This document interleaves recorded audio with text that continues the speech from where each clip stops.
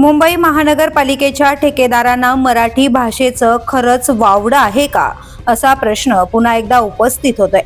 मराठी बहुल भाग म्हणून ओळखल्या जाणाऱ्या लालबाग परळमधून एक धक्कादायक प्रकार समोर आलाय.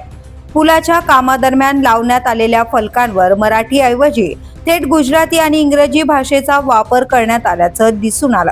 यामुळे स्थानिक नागरिकांमध्ये संतापाचं वातावरण निर्माण झालं असून मराठी भाषेचा अपमान होत असल्याची भावना व्यक्त केली जाते. या प्रकरणी बृहन्मुंबई महानगरपालिका म्हणजेच BMCच्या ठेकेदाराविरोधात तीव्र नाराजी व्यक्त करण्यात येते. दरम्यान शिवसेना उद्धव बाळासाहेब ठाकरे पक्षाचे शाखा प्रमुख मीनार नाटाळकर यांनी आक्रमक भूमिका घेत थेट घटनास्थळी धाव घेतली आणि संबंधित ठेकेदाराला जाब विचारला. या कारवाईनंतर संबंधित फलक हटवण्यात आल्याची माहिती समोर येते.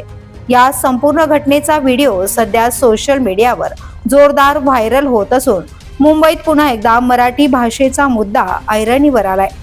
देशाची आर्थिक राजधानी म्हणून ओळखल्या जाणाऱ्या मुंबईत मराठी भाषेला दुय्यम स्थान दिलं जातंय का, असा सवाल उपस्थित केला जातोय. मराठीचा सन्मान राखला जाणार का, की अशा घटना पुन्हा पुन्हा घडत राहणार, हे पाहणं आता महत्त्वाचं ठरणार आहे.